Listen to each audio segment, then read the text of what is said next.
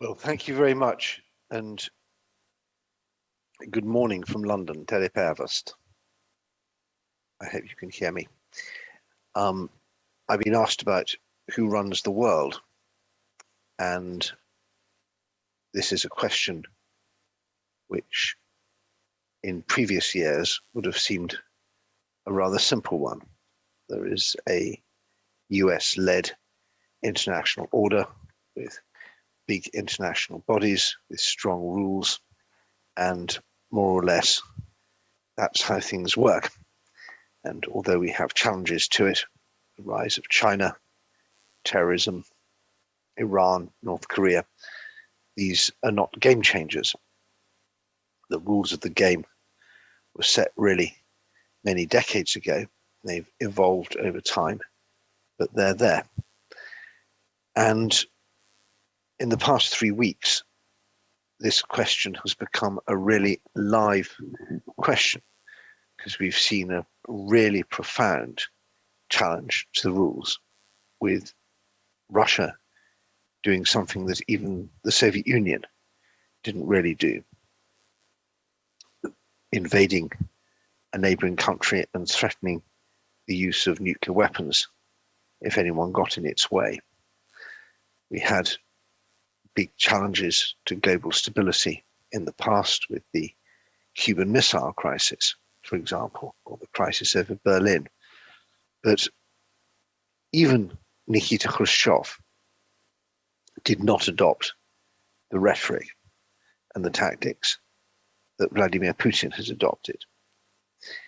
So we're in a very profound era of uncertainty, which is going to change our lives in the coming years and probably decades. This is one of the great moments of history.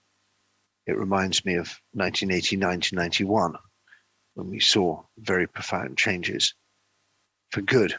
And now I fear we are seeing profound changes for bad. The thing that really strikes me about this conflict is not the really awful behavior of Vladimir Putin's Kremlin, the barbarity, the astonishing human suffering, the ruthlessness, the lies, because we kind of knew that already. We'd seen it on a smaller scale in Grozny, we'd seen it in Aleppo. Particularly, I think people in this audience need no reminder of the way in which Russia can combine the crime and the lie. Now, what's really surprised me has been the United States. I think this last 3 weeks has marked a really serious move away from Europe and maybe away from global leadership by the United States administration. The Biden administration has reacted to this crisis quite unlike, I think, previous administrations would have done, by worrying mainly about escalation.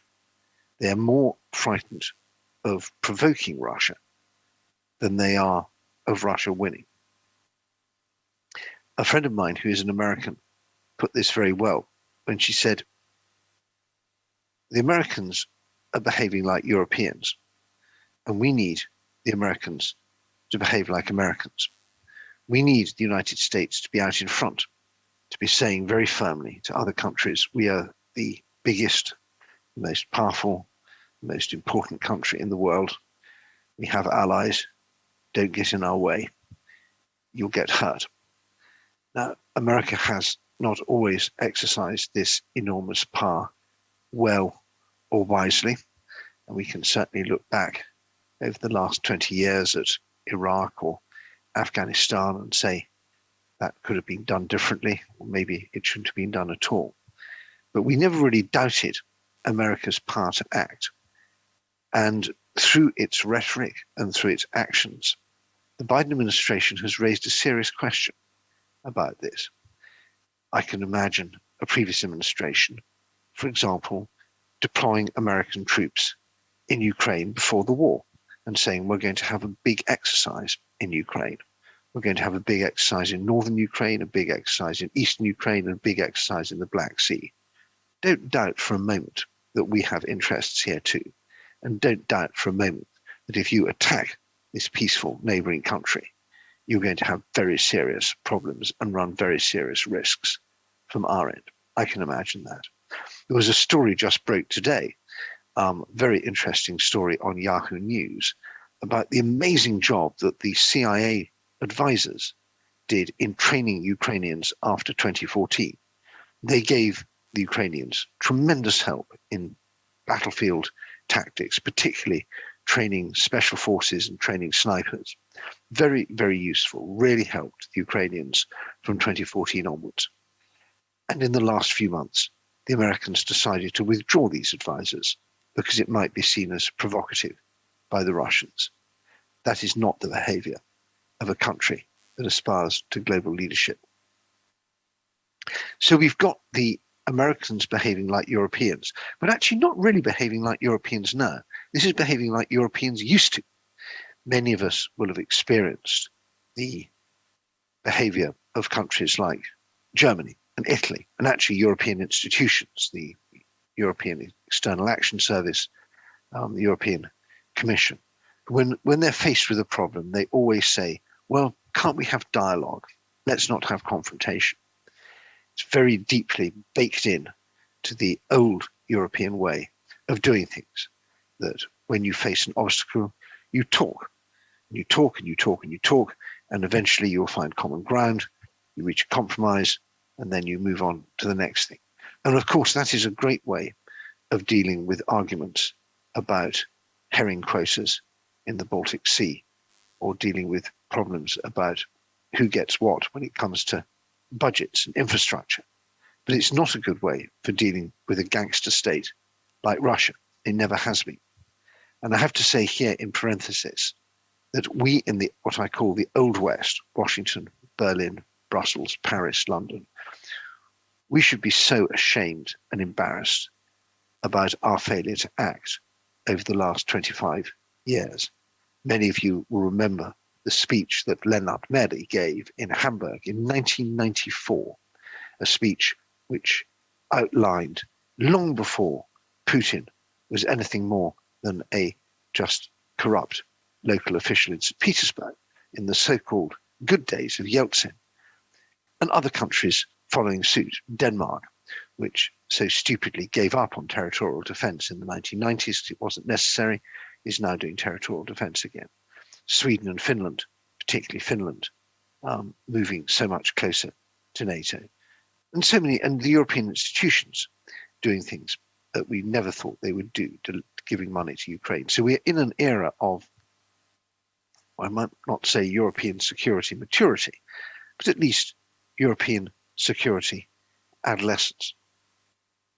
And this is great. It's very late, but it's still welcome. But it's not enough. We can't say that the EU is going to run the world. The EU can't really even run Europe yet. The trajectory is not the same as the destination. And so this leaves something of a vacuum. We can imagine that in 5 years, in 10 years, in 15 years, we will have a European superpower, which is not just an economic superpower, which it already is, not just a trade superpower, which it particularly is, not just a regulatory superpower, which it certainly is, but perhaps a diplomatic, a political, even a military superpower. We can now imagine that. It was much harder to imagine that at the beginning of the year, but we're not there yet. There's big questions. One will be whether Europe can gain the capabilities that it needs to do this. Another is whether it can work with the United States, whether we can overcome our arguments about data and about trade and about other issues. Because you can imagine if you put together a rising Europe and a slightly more isolationist and less confident United States, you could have a new kind of West, maybe what I call a rebalanced West. Throw in Japan, South Korea, Australia, and you would have a big bloc of democracies that could stand up, not just to Russia, but to China. but we're not there yet. Now, I have to mention Britain, because Britain is now very much back in the game of geopolitics. Some of you may know, I'm a parliamentary candidate in London. I'm hoping to be an MP in the next election, and I'm not running as a Conservative.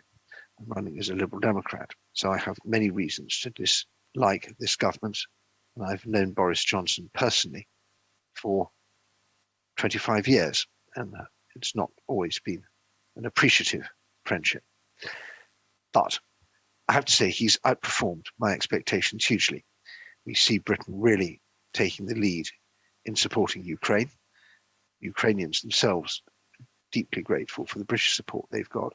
And we've also seen Britain taking the lead in forming the Joint Expeditionary Force, which is a kind of Nordic-Baltic mini NATO.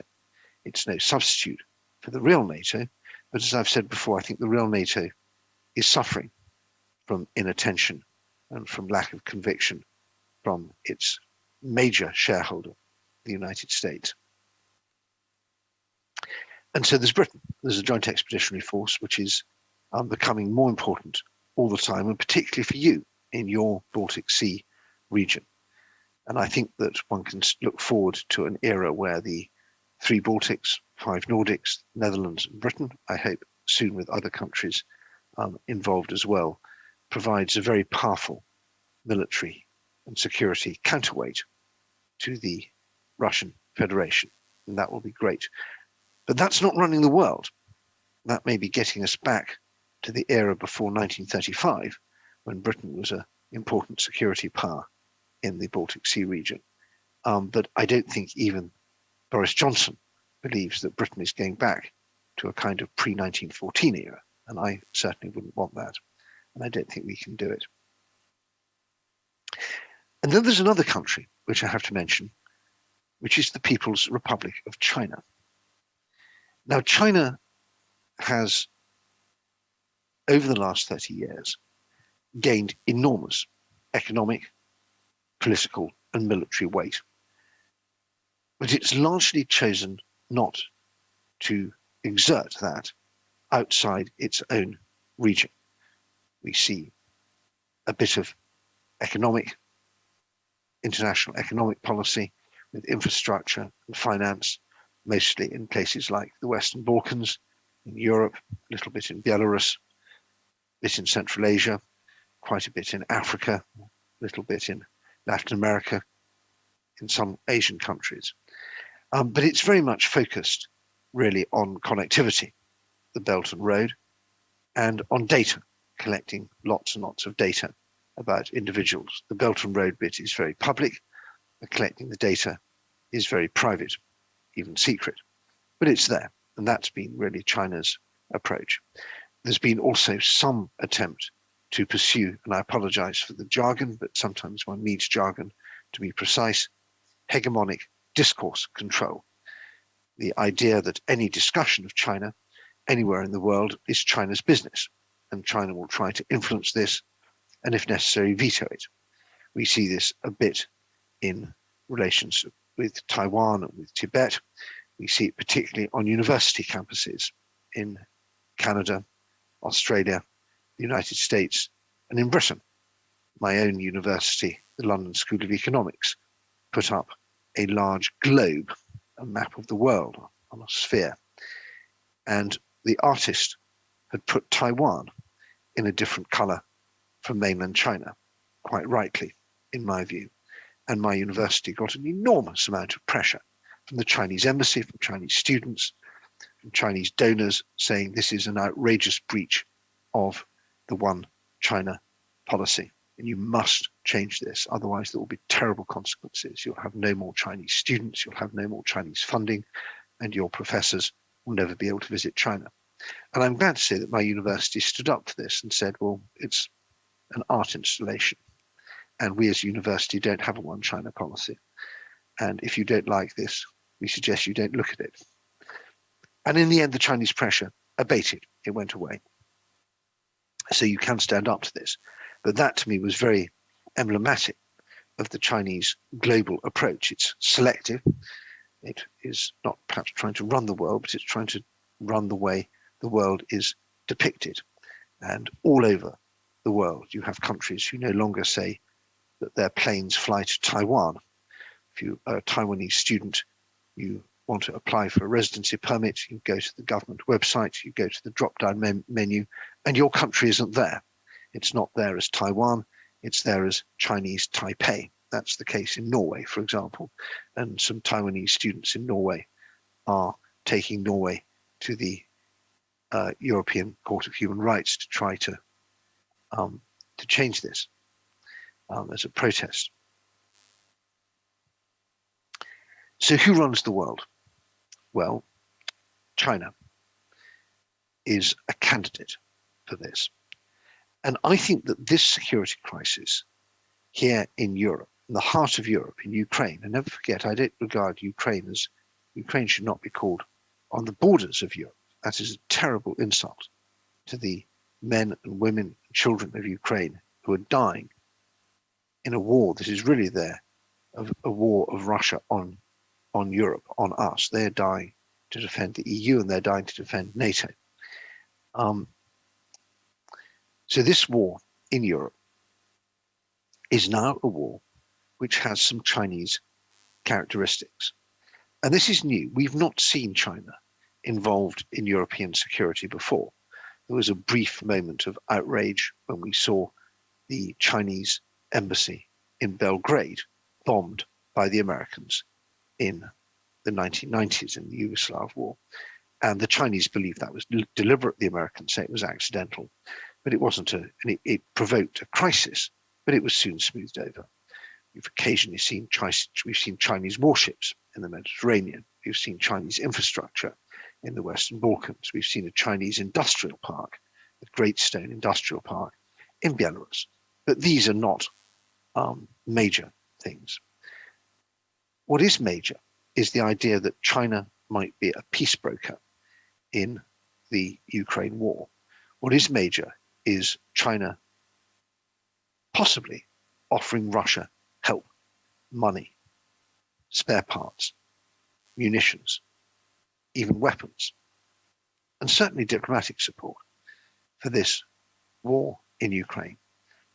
And that's a really big deal. For the first time ever in European history, we, the analytical, the foreign policy, the security watchers, are nervously asking each other, what's China up to here? And it matters. It really matters. Because you can imagine that China could offer decisive support for the Russians. China could say to the rest of the world, sorry, we're going to help Russia export, we're going to supply Russian imports, we're going to help Russian banks clear their payments, and don't even think about sanctioning us, because in the end we are China, we are 1.4 million people, we are the second or first biggest economy in the world, depending on how you measure it. So don't get us angry, don't get us in our way. And that would hugely accelerate the great East-West conflict or confrontation, which many people think is inevitable as China gets ever stronger in relative terms to the outside world. It will have come far earlier than the Chinese want. They want another 10, 20 years of economic growth at between 5 and 10%, during which time their economy will double, more than double, and they will then feel that they are in a real position to set the rules and, in answer to the initial question, to run the world. So that confrontation could come early. It could be the Chinese think now's the time. They profoundly believe that the West is in decline, that the Europeans are weak and greedy, that the American political and economic system doesn't work, and that the future belongs to them. That's what Xi Jinping tells them. That's what they believe. So we could see a real confrontation prompted by this, where China decisively takes Russia's side. We could see China taking Russia's side without a confrontation, and the Americans are not prepared to confront China over this, and China floods weapons, spare parts, munitions, money, possibly even people, who knows, and allows Russia to win the decisive victory in Ukraine that so far seems to be eluding them. They cannot achieve. So that's possible. It's also possible that China will say to the Russians, we don't like this. In fact, we know they've said to the Russians they don't like this war. They've publicly called it a war for a start, something that no Russian can do. In Russia, you have to call it a special military operation. But they've called it a war. They've lamented the humanitarian cost of the war. Again, something you can't do in Russia. And we know that they don't like high prices for food. They don't like high prices for energy. They don't like high prices for fertilizer. And more generally, they don't like instability. And all of these are consequences of the war. They also don't like the precedent that it sets. China is very big on territorial integrity. They never recognized the annexation of Crimea, for example, something that Russia expects its friends to do, although most of them don't. So China doesn't like this war. It certainly doesn't like the prolongation of the war. They might have accepted a short war, a 2014 style war, but they don't like this one. So we can also imagine that they push Vladimir Putin to the negotiating table. They may say to him, you've screwed up, comrade. Not exactly a comrade, but they're still a communist country. They still think along the lines of Leninist political organization, and they're very ruthless. They don't like failure, and they'll say, you failed. Now you have to close this down. Here's the deal. We will go to the West. We will get you recognition of Crimea. We will allow you to incorporate bits of Donetsk and Luhansk into the Russian Federation. We will get the West to lift sanctions. You won't have to pay compensation. Ukraine will not join NATO, but it will be allowed to join the EU. That's the deal. Sign here. I'm making up these conditions. There may well be, maybe other ones, but one can imagine that's the phone call that Vladimir Putin has to take. And if Xi Jinping tells him that, even Putin, even slightly crazy, really angry, deeply isolated, out of touch Vladimir Putin in his bunker, all on his own at the end of his very, very long table, with only Alexander Lukashenko for company. What a horrible thought. Even Putin will have to accept that if the Chinese tell him. Will they choose to tell him? I don't know. But that's the era we are in, where we are sitting slightly nervously on the edges of our chairs, wondering what China is up to. But I don't think we are there yet. It's not at all clear that China wants to run the world now. It's not clear that they're willing to get involved for the first time in major international diplomacy outside their own area. This will be a complete first. It'll be an absolute game changer if they do it. And it may well be that they decide they don't want to. So it's too early to say that China runs the world. So I've got another candidate, and it's not a country. It's an idea. I have not felt so inspired, so excited, so motivated, so determined since the era of 1989, when I watched the Baltic Way. I was sitting in communist Czechoslovakia in the August 1989 with some friends who were not quite dissidents. They didn't like communism. They knew it didn't work. They were on the edges of the dissident community, but they weren't willing to get arrested. They weren't willing to make sacrifices. They weren't really willing to. Particularly, one of them was collecting signatures for opposition petitions, but they were not kind of core opposition. They'd never met Václav Havel. They'd never had to run away from the riot police. They wanted to educate their children. They were in that kind of grey zone of dissent. And we sat in their flat and watched on Sky News, because everybody had Sky News. Then we watched the Baltic Way, and they said, we have to do something. It's not enough now just to be on the fringes of the opposition. We have to get out there. If they can do it under Soviet occupation, we can certainly do it here in the more comfortable conditions of Czechoslovakia. And for those 2 years that followed, we were on this extraordinary, exhilarating geopolitical roller coaster, watching bravery and sacrifice, big, really important ideas, fighting and winning, taking huge risks and making huge gains. And I haven't really felt that since. I felt very sorry for the Chechens. I watched them fight for freedom, but I couldn't really get excited about Chechnya. I lament the occupation of Tibet. I'm delighted to have met the Dalai Lama. I think it's absolutely inspirational, brave the way the Tibetans keep fighting. But it doesn't quite touch me in the same way. One doesn't feel it's a long defensive battle. You don't feel this is something that we can really win in the short term. And now I do feel that. When I watch President Zelensky's videos and I watch the Ukrainians in the streets of occupied Kherson confronting their occupiers and not being cowed by people carrying guns, shooting in the air, I think we're back. I think we are back in the era where ideas really mattered. Now, we may lose a terrible number of lives, may lose buildings, we may lose territory. We may have to make some sacrifices in our aspirations for the Ukrainians. But I feel that Ukrainians have put us back in business, that our ideas that we believed in so strongly in 1989 and we worked so hard to achieve are now the most exciting and important ideas in the world. So they may not have nuclear weapons. They may not have a huge GDP. They may not have much of an army.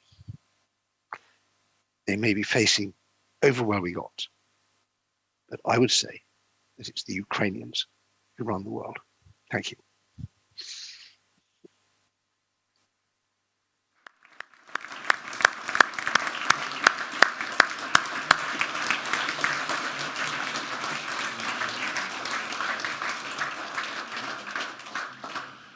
Meil on nüüd aeg paariks küsimuseks, et kas saalist on käsi tõusmas.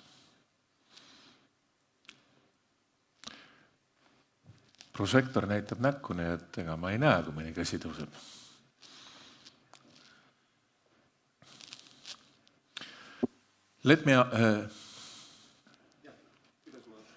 Mikrofon tuleb kuskilt.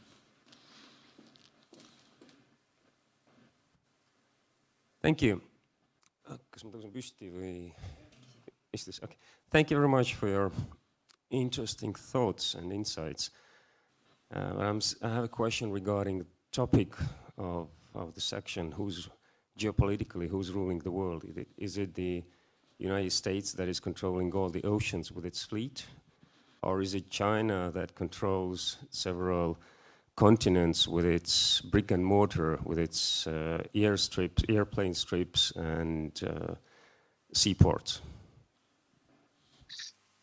Well, I think that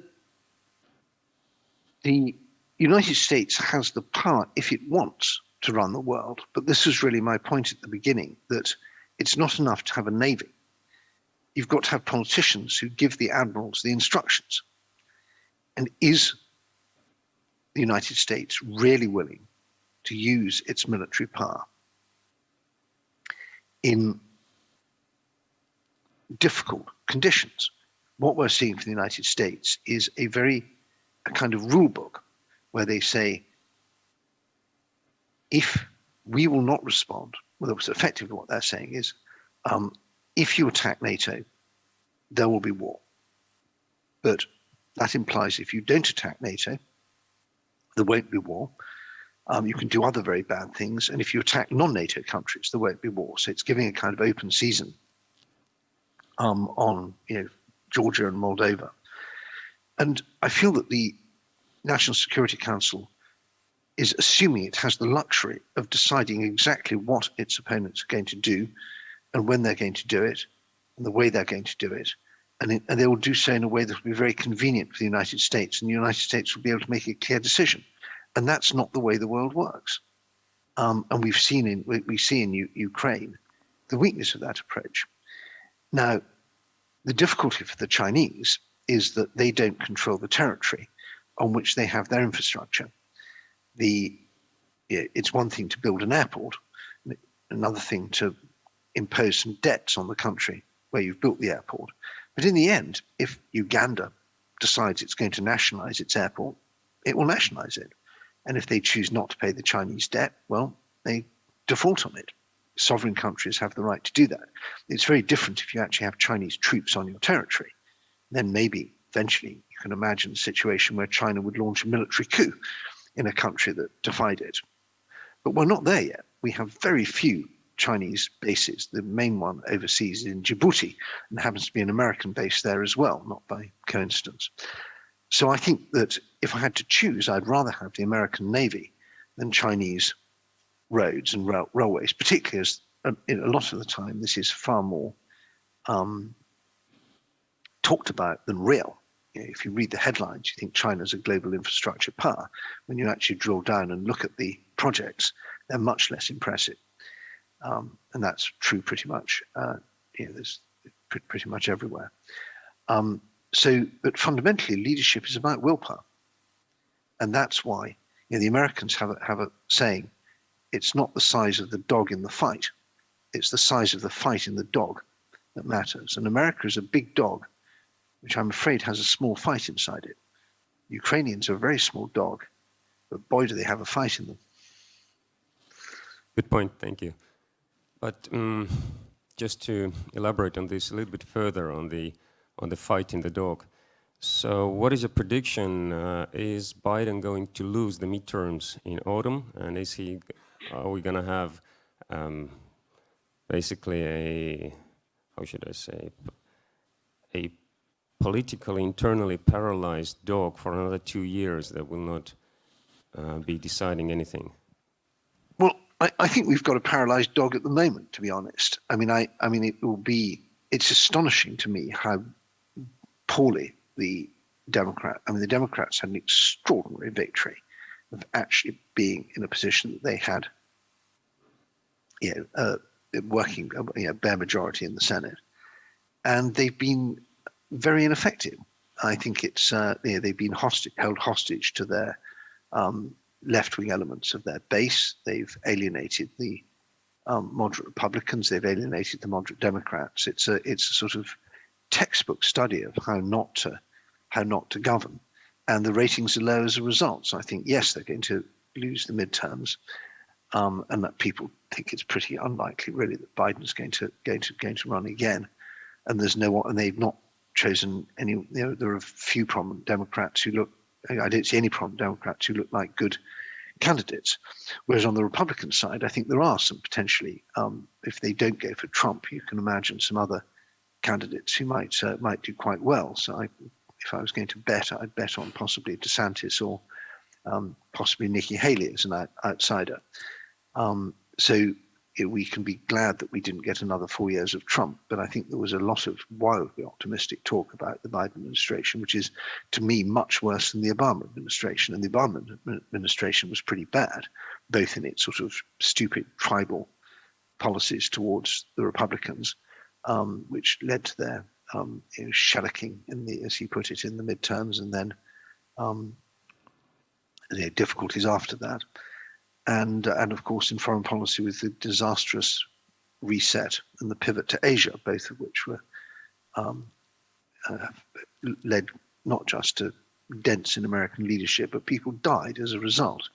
I blame Obama quite heavily for the war in Georgia and also for 2014, ultimately, in Ukraine. And we should never forget that when we screw up in our geopolitical calculations, in the big, rich, safe countries of the West, people in smaller, poorer, further away countries pay for this with their lives. Thank you, Edward Lucas, for your smart ways and touching words. And we will go on with next presenters here. Can I just say I long to come to Estonia again, and I will be in the Lennart Meri conference. I'm coming, and it's the longest period since 1990 I've not been in Estonia, and I really miss it.